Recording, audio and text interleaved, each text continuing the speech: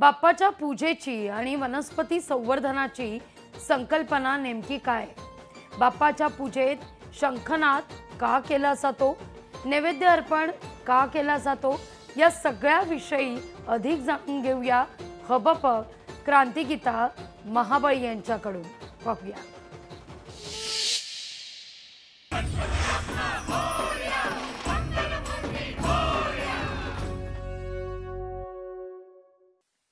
गणपती घरी आणून ठेवल्यानंतर आपण सगळे मिळून पूजा करतो. त्यासाठी भली मोठी यादी गुरुजी आपल्याला देतात, कारण रोजच्या पूजेत आपण एवढं सगळं वापरत नाही. पण त्या विशेष पूजेला खूप वस्तू ज्या आपण एरवी रोज वापरत नाही त्या वापरल्या जातात. बाकी हरिद्राम कुंकुमम सौभाग्य द्रव्यम हे सगळीकडे असतं. नैवेद्य माहिती आपल्याला असतोच. फुलं पानं असतात. फुलांची यादी जी दिली आहे ती मालती पत्र, चंपक, बकुळ आणि कालोद्भव जी जी सुगंधित आणि उत्तम फुले आहेत ती सगळी देवाच्या पूजेला, जे जे काही चांगलं आहे, जे जे काही उत्तम आहे ते देवाच्या पूजेला वापरायचं, अशी पद्धत. आमच्याकडे एक बाई यायच्या, कीर्तनाला जाताना पांढरे कपडे आणि कुठलाही अलंकार घालायचा नाही.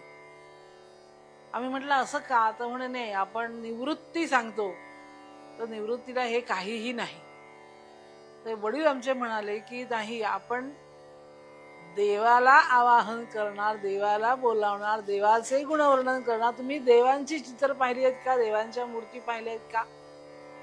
सगळे देव अतिशय व्यवस्थित कपडे घातलेले, अतिशय व्यवस्थित दाग दागिने घातलेले, देवी सुद्धा, देव सुद्धा असे दिसतील तुम्हाला. एक शंकर सोडले तर संन्यासी असं कोणी देव दिसणार नाही.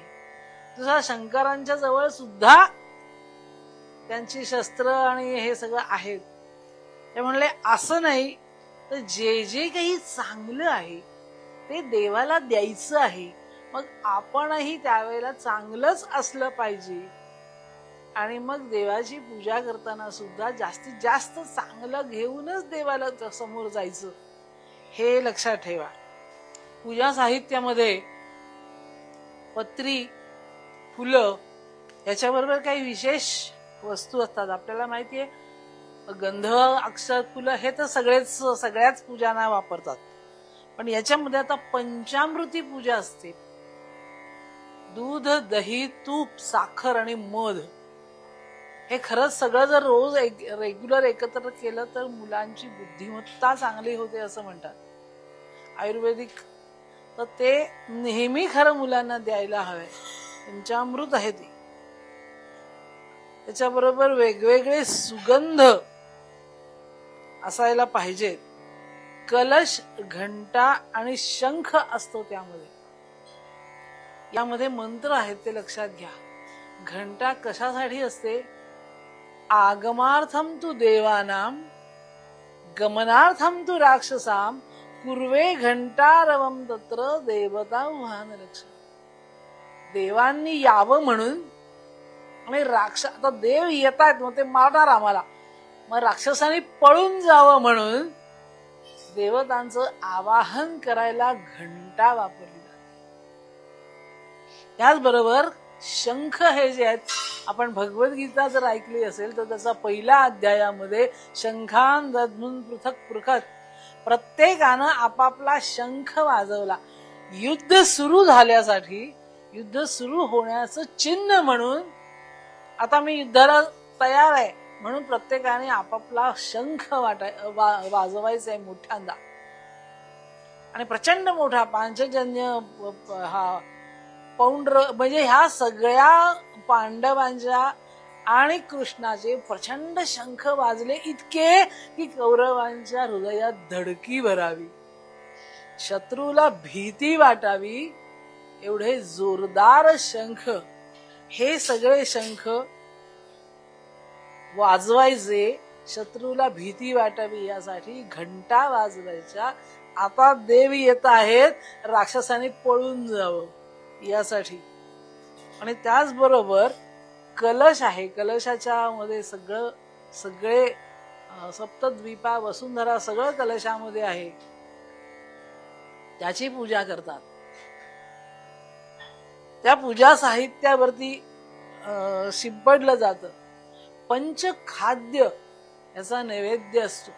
गुळ खोबऱ्याचा नैवेद्य तर असतोच आपल्या गणपतीच्या पूजेमध्ये. स्वतः गणपतीला गुळ खोबरं असतंच, पण इतरही अनेक गोड पदार्थ जो तो आपापल्या इच्छेप्रमाणे गोड पदार्थ करत असतात. आणि त्याचबरोबर नैवेद्य दाखवताना बऱ्याच लोकांना हे माहिती नसतं, नैवेद्य दाखवायचा, अर्पण करायचा, वस्तू जे आहे त्याच्या खाली मंडल करायचं असतं. प्रत्येक गोष्ट ही यज्ञ कुंडामध्ये आपण टाकतो आहोत आणि ती यज्ञाच्या द्वारे देवाला पोहोचणार आहे, ही त्याच्या मागची कल्पना आहे. आणि त्यामुळे चौकोनी मंडल करतात, असं असं असं असं, हे यज्ञवेदी सारखं असतं. आणि त्याच्यामध्ये मग तो नैवेद्याचं जे काही ताट असेल, कुंडा असेल, जे असेल ते ठेवायचं आणि त्याच्या भोवती पाणी फिरवायचं.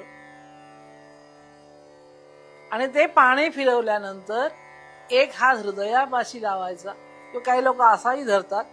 आणि एखाद्याला आपण भरवत असतो जणू काही, तसा त्या पदार्थाचा वास त्या देवाला देण्यासाठी ते असा वास द्यायचा असतो. आणि मग त्या ठिकाणी मंत्र आहे, प्राणाय स्वाहा, अपानाय स्वाहा, व्यानाय स्वाहा, उदानाय स्वाहा, समानाय स्वाहा, ब्रह्मणे स्वाहा. जे हे पंचप्राण आहेत, आपले शरीरामध्ये आपल्या 5 प्राण आहेत असं मानलं जातं. त्या 5ही प्राणांना आम्ही हा नैवेद्य अर्पण करतो आहे. आणि या सगळ्याचा जो स्वामी आहे तो परब्रह्म आहे, त्या परब्रह्माला हा श्वास अर्पण करतो. आणि जोपर्यंत तो पदार्थ असतो तोपर्यंत तो माझा असतो.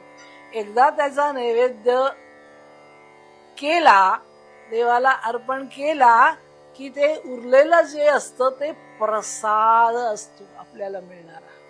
सगळ्यांना प्रसाद वाटायचा असतो, पण त्या आधी देवाला द्यायचा असतो. आधी देवाला अर्पण करायचा. देवाने तो ग्रहण केला की त्या गोष्टीचा नैवेद्य होतो आणि त्या नैवेद्याचा प्रसाद होतो. आणि मग आपण सगळ्यांना वाटतो.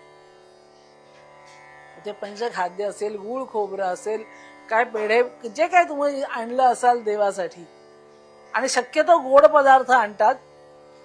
आता हल्लीच्या काळात प्रत्येकाला गोड पदार्थाची ॲलर्जी असते किंवा मधुमेह असला की गोड पदार्थ खाता येत नाही. त्यांनी तिखट खावा, आमची काही हरकत नाही, पण काहीतरी चांगलं देवाला अर्पण करायचं. आणि त्या देवाला नैवेद्य सगळ्यात शेवटी मग आरती असते, मंत्रपुष्पांजली असते, हे सगळं त्याच्या पुढचे उपचार असतात. उपचार वेगवेगळ्या पद्धतीने. तसाच हा नैवेद्य असतो. धूप दीप नैवेद्य असा हा सगळं चालू असतं. ते सगळे देवाला आनंद मिळावा यासाठी आपण देवाला अर्पण करत असतो. धन्यवाद.